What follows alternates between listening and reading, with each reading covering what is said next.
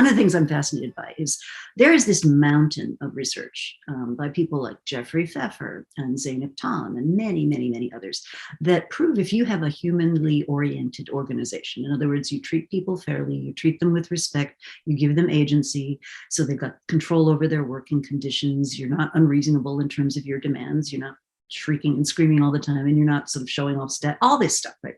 And it's unambiguous. The performance effects are positive. And yet you look at how many organizations operate, and it's just awful. It's toxic. And I was recently speaking to someone who wrote a whole book on the burnout epidemic, right? And we know what causes it. I mean, this is the other fascinating thing, which is there are antidotes to this. And so one of the eternally haunting questions for me is the data are unambiguous. Your radiologist story is an example, but that's just one example. There are thousands. So the data are ambiguous. People are reporting that they're not happy. I mean, this thing isn't being called the Great Resignation for nothing. People are literally saying it is not worth the precious minutes of my life that you're going to ask me to spend to be in this place, even virtually. And yet so many executives, MBAs, leaders just operate as though none of that were important. Yeah, no, I could not agree, alas, more wholeheartedly.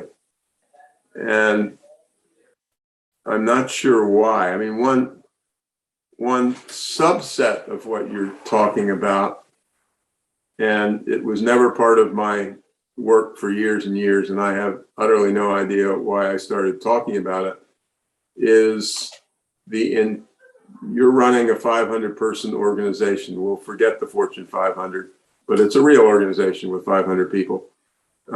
Is the complete population of first-line leaders.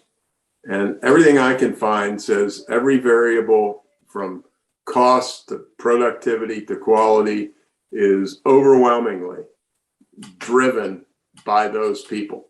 And if there's a place I want to work, I mean, me, Tom Peters, as a researcher, but if there's a thing I want to work on, it is the quality of the complete set of, do you ever read Marcus Buckingham's work? Mm-hmm. I'm a great Marcus fan. And again, I love the fact that he was Gallup, so you can't call him soft. Right? Always looking for, sources that I can shove down somebody's throat who is a quant by saying, the person who found this is quantier than you are. And I use it. I'm shameless. I said, I got 4 quant degrees. Just get the hell out of my way. But Marcus's thing is just focused. He wrote an entire book that was fundamentally focused on first-line leaders. And of course, the problem is that unless the people who are in charge of the first-line leaders look at it that way, that ain't going to be the essence of their selection process. And I know it's boring, but I was in the Navy for 4 years, and I was going to bring up that question. Well, I was going to say there's no issue. That there is no issue whatsoever. The Army is as good as its sergeants, period, all stop, comma, and they know it.